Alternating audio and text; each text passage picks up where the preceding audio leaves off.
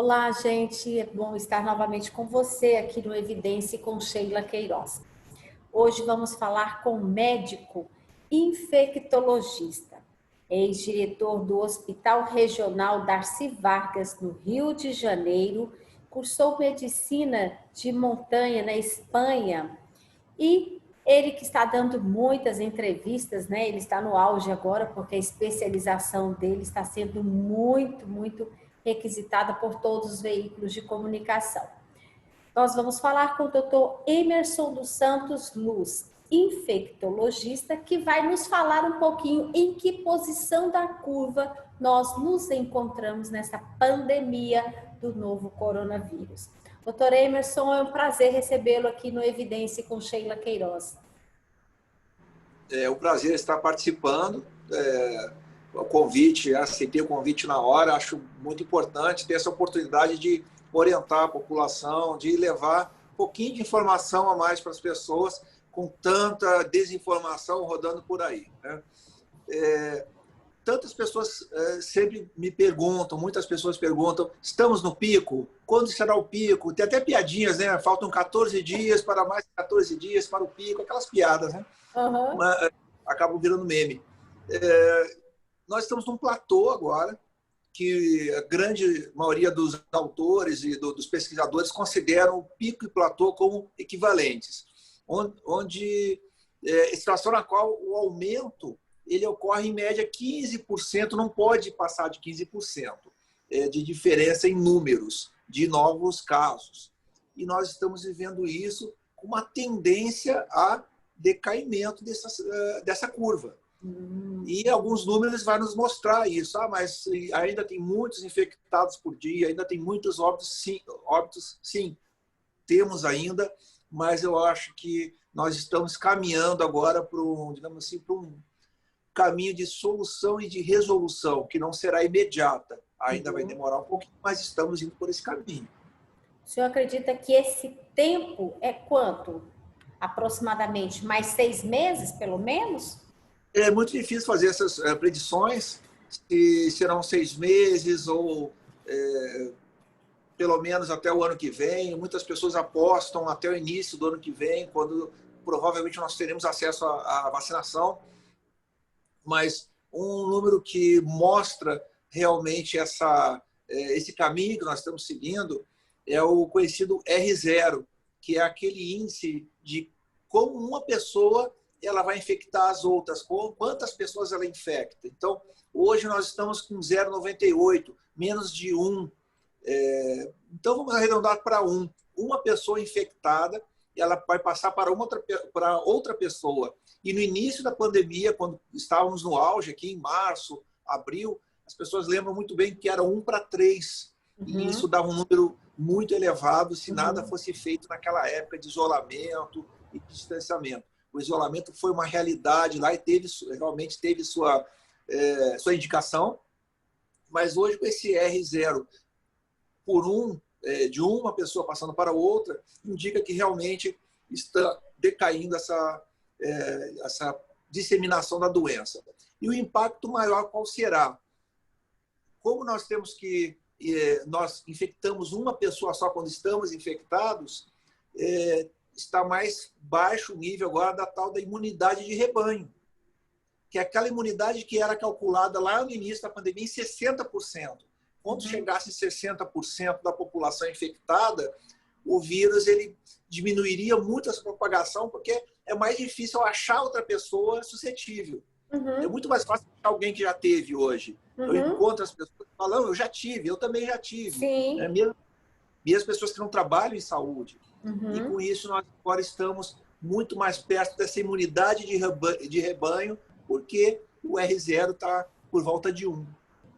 É uma boa notícia. É uma boa notícia, excelente notícia, né? Eu tive Covid, eu sei do que nós estamos falando. Eu sei que essa brincadeirinha aí dói, é muito doído.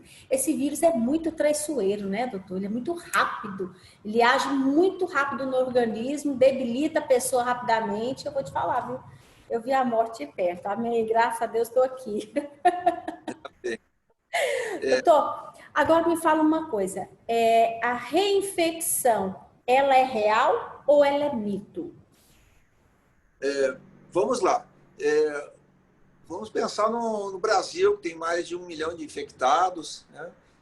Quantos relatos nós temos de reinfecção?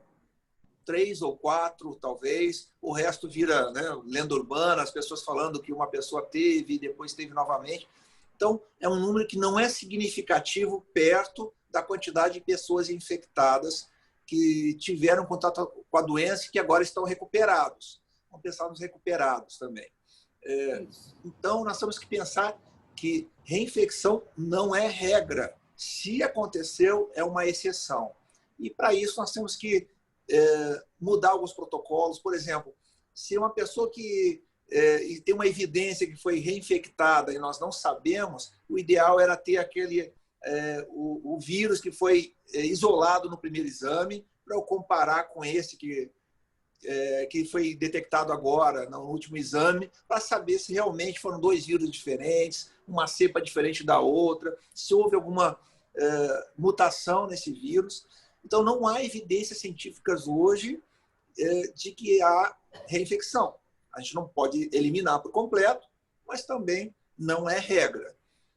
Acredito que muitas pessoas podem ter contaminado a amostra biológica lá no laboratório, na primeira coleta, e agora realmente estão positivas e estão doentes. Então, são poucos relatos epidemiológicos e me parece ainda que não está acontecendo. Tá. Então, se eu entendi, pode ser, mas é uma regra. Pode ser que aconteça um caso ou outro. Não, isso? É pouco provável e não há comprovação científica. Ok. Tá? Que ocorra. Quando eu digo que pode ocorrer, nós teremos que mudar protocolos. Guardar a primeira amostra do exame para comparar com uma segunda, para ver se realmente é um outro vírus que apareceu, uma variação, uma mutação, uma variação genética daquele primeiro. Como nós não temos essas evidências hoje, nós vamos dizer assim, é muito pouco provável que seja uma reinfecção. Doutor, o uso do plasma. Em que momento ou quem é a pessoa, o infectado, que pode fazer uso desse plasma? A indicação inicial do plasma convalescente é para pacientes graves, pacientes que estão em unidade de terapia intensiva, que necessitam, como se fosse uma medida heróica e salvadora para tirá-lo, ajudá-lo ali no tratamento daquele quadro. Sabemos que é um quadro sistêmico, inflamatório, onde é uma resposta importante, com eventos tromboembólicos. Essas pessoas fazem trombos que podem seguir à distância, podem fazer complicações clínicas importantes. E o uso do plasma convalescente veio como uma medida promissora e salvadora, com alguma evidência, sim, de sucesso. Existem alguns grupos utilizando em fase inicial, mas a indicação hoje é utilizar em pacientes graves. Então, uma pessoa que teve a Covid-19 que não tenha sido grave, que tenha sido aquele quadro brando, como ocorre em mais de 80% das pessoas, um quadro mais simples. Que pode ser tratado em casa. Aquela que foi tratada em casa, exatamente. Essa pessoa pode doar o seu sangue num hemocentro e ali será processado, será separado o plasma. Esse plasma vai estar rico em anticorpos. Então, eu vou passar esse plasma, chamado plasma convalescente, com anticorpos contra o coronavírus para um paciente grave e vou ajudar na recuperação e vou ajudar a recuperar e tratar a doença. Bom, eu preciso lhe fazer uma pergunta. Azitromicina, hidroxicloroquina e cloroquina, quando devem ser ministrados? E devem ser ministrados? Essa é uma discussão que vai longe, né? Vários grupos. Infelizmente foi politizado, então hoje a gente não consegue discutir com maturidade científica, porque acabou se politizando, se usa, se não usa, um é da direita, outro é da esquerda. Infelizmente, nós vamos pensar em ciência, em evidências científicas, mas não só evidências científicas, nós não temos tempo, às vezes, de correr atrás dessas evidências científicas. Existem evidências clínicas. Tenho conhecidos que são gestores de hospitais que trataram em outras regiões seus doentes e tiveram uma baixa, digamos assim, evolução de pacientes que utilizaram a cloroquina para UTI. Mas aquela pergunta vai ficar sempre: será que esse grupo realmente iria para a UTI ou a cloroquina que acabou interferindo nessa evolução? Hoje nós não temos condições de responder. Como medida heróica, pode ser utilizado. A grande verdade é que muitos médicos não utilizam, não acreditam, porque realmente o que se divulga é que não muda a evolução do doente, mas, por incrível que pareça, o paciente chega na consulta querendo fazer. E é direito dele, se é uma droga segura, que não vai causar, digamos assim, não vai causar um mal para ele, é direito dele se perguntar se ele pode utilizar essa droga. E se o médico não concordar, que é direito do médico, ele tem autonomia de não fazer, o paciente tem direito à segunda opinião. Isso está no Código de Ética Médica. Ele pode, então, ou o próprio médico indicar a opinião de um outro especialista, que talvez já tenha uma prática maior com a medicação, ou o paciente vai por conta própria procurar outro médico, que acaba fazendo muitas vezes. E vamos ver, tem um efeito anti-inflamatório importante. Eu acho que o efeito placebo é muito importante também. Você se sente seguro quando está utilizando uma droga. Isso é importante. O estado emocional age muito mais rápido, né? Eu sempre falo, bastante. A Covid-19 é a doença da ansiedade e da solidão. Ansiedade porque nós nunca sabemos como será amanhã. Hoje eu passei bem.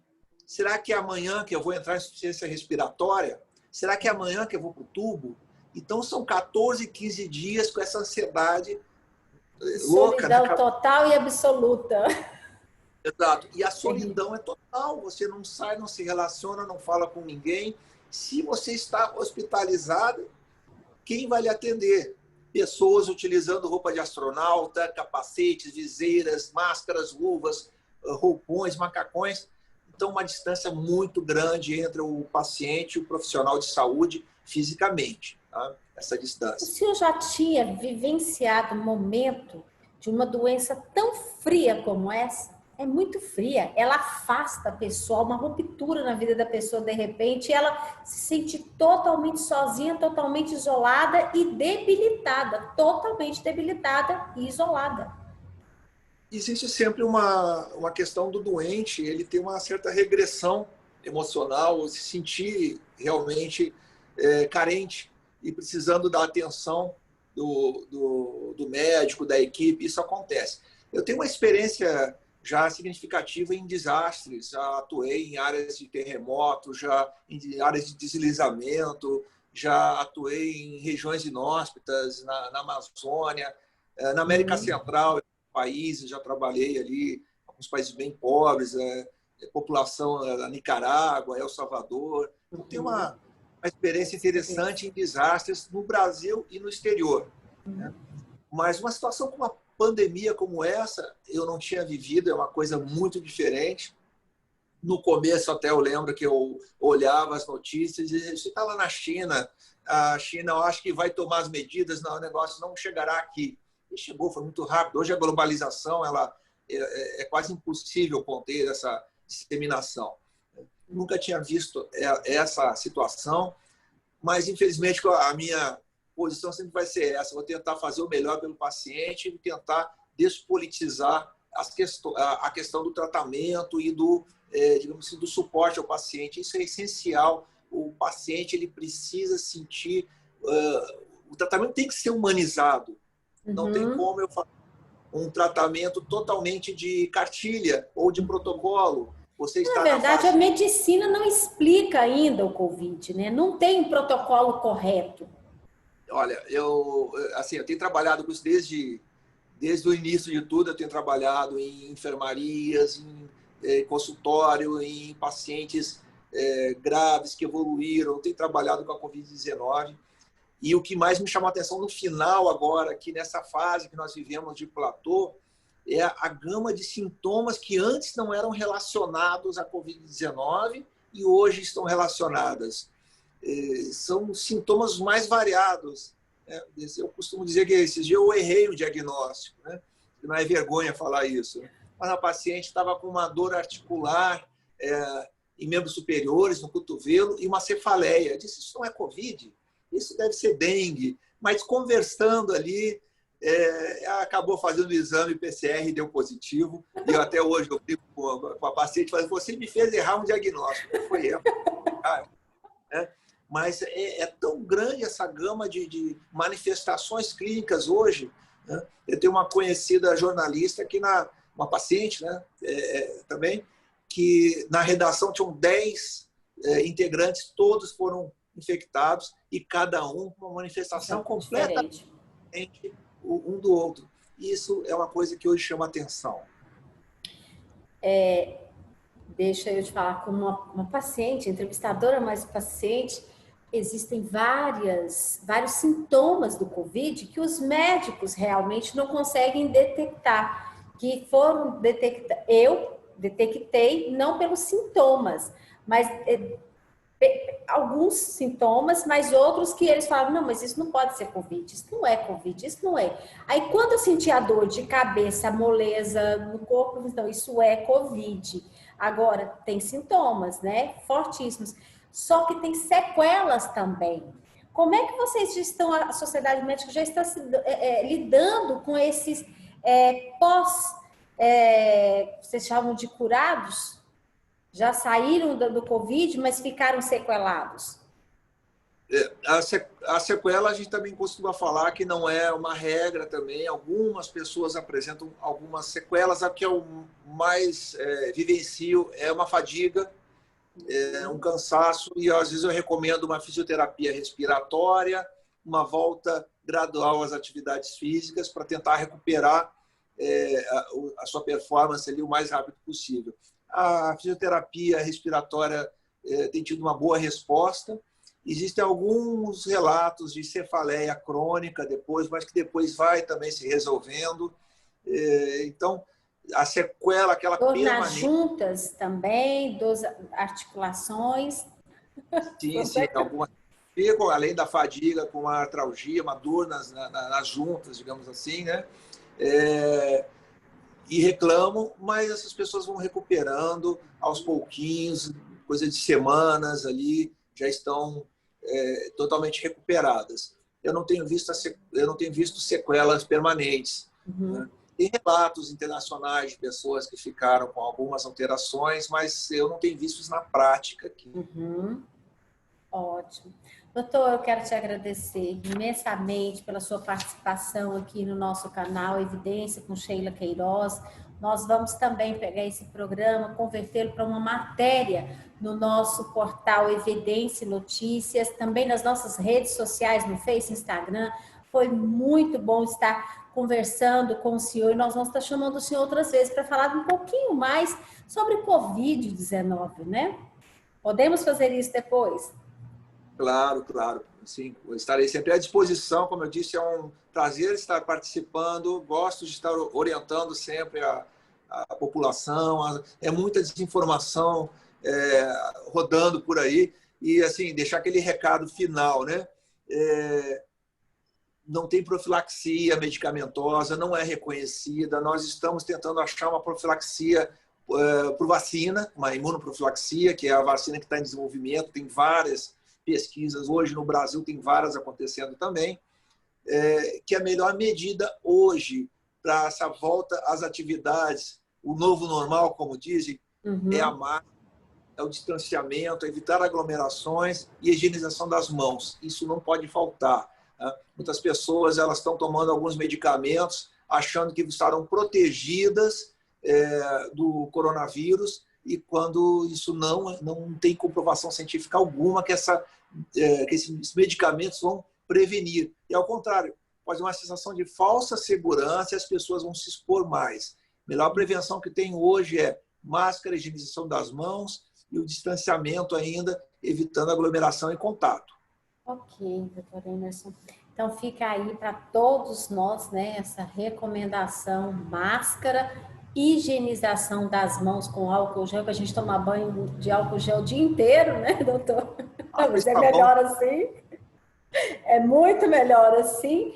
E não fazer nenhuma aglomeração de pessoas, né? O isolamento ainda é o melhor remédio, a melhor profilaxia para esse momento, não é isso? Isso, o distanciamento, né? O isolamento é aquele que a gente passou, como eu disse, né? Aquela coisa lá que não saía, não podia ir para a rua, não podia.